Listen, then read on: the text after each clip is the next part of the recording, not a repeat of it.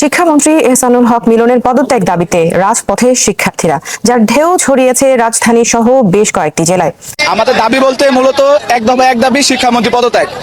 আমাদের সাথে বিগত 10 বছর এরকম পরীক্ষা হয়েছে, এরকম কিছু, যেটাকে ওনারা ফার্মের মুরগি বলতেছে, ওই ফার্মের মুরগি যদি আমরা আজকে প্রোটেস্ট না করতাম তাহলে আপনারা এই জায়গায় থাকতে পারতেন না। বিএনপি আগামী যদি 20 বছরও চেষ্টা চালায় যেত, বিএনপি আজকে এখানে থাকতো না। আপনাকে পদত্যাগ করতে হবে, এটা বাধ্যতামূলক এখন হয়ে গেছে। আসসালামু আলাইকুম প্রিয় দর্শক, বর্তমান শিক্ষামন্ত্রীকে নিয়ে নানা আলোচনা, নানা সমালোচনা হচ্ছে। ইতিমধ্যে আপনারা সোশ্যাল মিডিয়াতে দেখেছেন ছাত্রছাত্রীদের উদ্দেশ্যে ফার্মের মুরগি বলার কারণে বা ব্রয়লার মুরগি বলার কারণে নানা রকম উত্তেজনা দেখা দিয়েছে।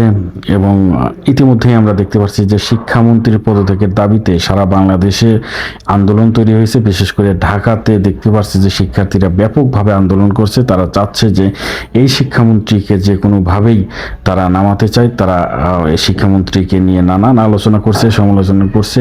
এখন সরকার থেকে বলা হচ্ছে যে এই আন্দোলনে যারা এসেছে তারা মূলত আওয়ামী লীগ এবং সরকার বিরোধী লোকজন যারা, তারা এসেছে এবং তারা এসে সরকারের ভিতর একটি অস্থিতিশীল পরিবেশ তৈরি করার জন্য এই ব্যবস্থাগুলো তারা গ্রহণ করেছে। এবং তারা চাচ্ছে যে সরকার যেন বিপদে পড়ে, শিক্ষামন্ত্রীকে দিয়েই তারা শুরু করেছে। এবং শিক্ষামন্ত্রীর যে ভাষণ ব্যক্তিগত হোক এবং জনগণের দিকে তার যে বক্তব্য, ছাত্রছাত্রীর কে নিয়ে তার যে বক্তব্য, অবশ্যই এগুলা খুব ভেবে চিন্তে দেওয়া উচিত।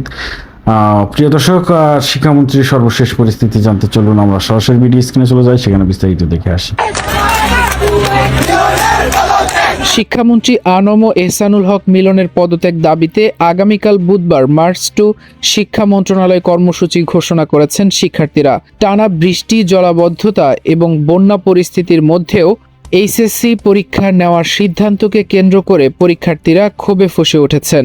সেই ক্ষোভ থেকেই এবার তারা ঘোষণা দিয়েছেন মার্চ টু শিক্ষা মন্ত্রণালয় কর্মসূচির। মঙ্গলবার বিকেল 3টার দিকে রাজধানীর উত্তরায় আন্দোলনরত শিক্ষার্থীদের পক্ষ থেকে এই কর্মসূচির ঘোষণা করা হয়। একই সঙ্গে শিক্ষামন্ত্রীকে দেওয়া হয় 24 ঘন্টার আলটিমেটাম।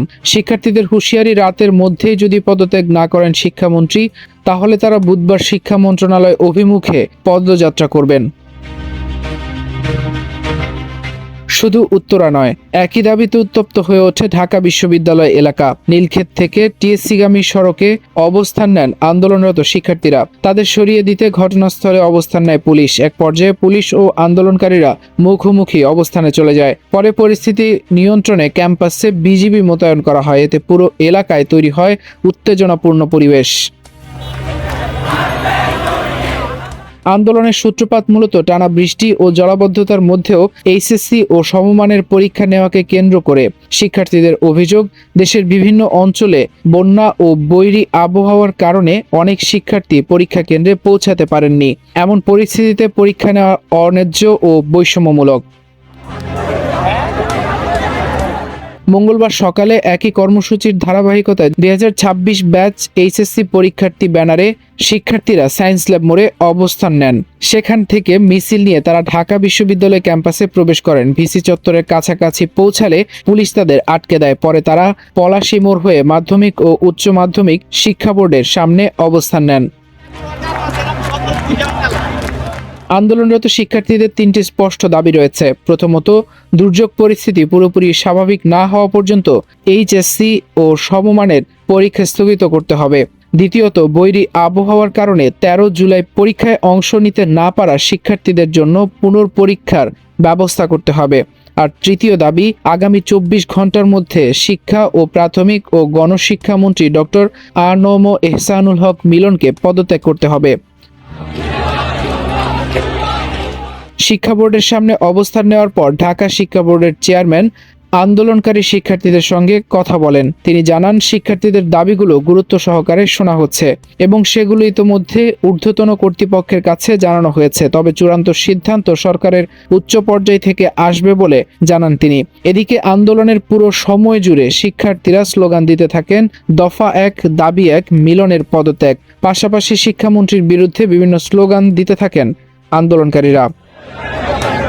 আসসালামু আলাইকুম প্রিয় দর্শক, দেশ কিংবা দেশের বাইরে যেখান থেকে বসে ভিডিওটি দেখলেন সবাইকে অনেক অনেক ধন্যবাদ এবং ভালোবাসা জানাচ্ছি। প্রিয় দর্শক, আপনারা দেখলেন যে বর্তমান আমাদের শিক্ষামন্ত্রী তাকে পদত্যাগের জন্য শিক্ষার্থীরা বলছে এবং নানাভাবে আমরা সোশ্যাল মিডিয়াতে দেখতে পাচ্ছি। আজকে এবং গতকাল সারা দিন শিক্ষার্থীরা পুলিশের সাথে ধাওয়া পাল্টা দেওয়া, পুলিশের ব্যারিকেড ভেঙে দেওয়া এবং নানা ধরনের ধাওয়া পাল্টা দেওয়া, একটি বিশৃঙ্খল পরিবেশ কিন্তু আমরা দেখতে পেরেছি যে শিক্ষামন্ত্রী পদত্যাগ চাই, শিক্ষামন্ত্রীকে পদত্যাগ করতে হবে। এখন দেখতে পেলেন যে সারা বাংলাদেশ প্রায় আমাদের এখানে 4-5 দিন বৃষ্টি নেমেছে একটানা, কোথাও কোথাও 7 দিন, আর চট্টগ্রামের ওইদিকে সিলেটের ওইদিকে তো বন্যা হয়ে কঠিন একটি পরিস্থিতি বাংলাদেশে এই মুহূর্তে চলছে।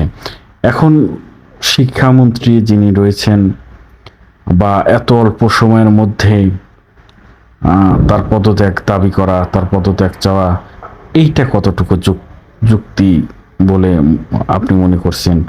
আমি এক্ষেত্রে একেবারেই কি বলবো যে মতামত দিচ্ছি না যে সে পদত্যাগ করুক। খুবই কম সময়ের মধ্যে তারা সরকার গঠন করেছে এবং সেই সাথে শিক্ষামন্ত্রীর যে বক্তব্য, এই বক্তব্যগুলো প্রত্যাহার করা উচিত এবং তিনি যে কোনোভাবেই বোঝাতে হোক বা বোঝাক না কেন,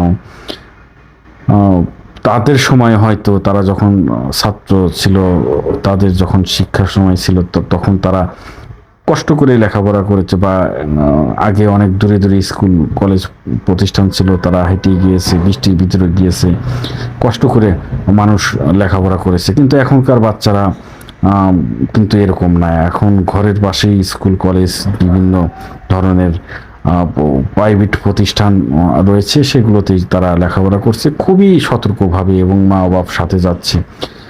শিক্ষামন্ত্রীর যে কথা যে ব্রয়লার মুরগি, এটা সে বলতেই পারে, অস্বাভাবিক কোনো বক্তব্য আমি এটা ধরে নিচ্ছি না। কারণ ব্রয়লার মুরগির মতোই তো এখনকার মানুষ, না আছে গায়ের জোর, না আছে মানসিক জোর। একজন ক্লাস দেখা যাচ্ছে যে ইন্টারে লেখাপড়া করে, তার বাবা মাও যাচ্ছে তার সাথে প্রতিদিন তাকে কলেজে দিয়ে আসার জন্য, নিয়ে আসার জন্য। সে একা চলাফেরা করতে পারছে না, বা একটু বৃষ্টি হলেই স্কুলে যাচ্ছে না, কলেজে যাচ্ছে না, বৃষ্টির পানি পড়লেই অসুস্থ হয়ে যাচ্ছে।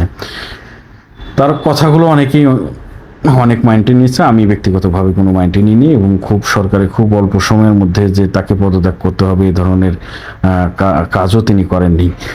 প্রিয় দর্শক, আমরা সরকারকে সময় দিতে চাই, সরকার সময় নিক এবং সময় নিয়ে সরকার আরও সুষ্ঠুভাবে শিক্ষার পরিবেশ তৈরি করুক। এখানে বিভিন্ন মানুষের বিভিন্ন মতামত থাকতেই পারে।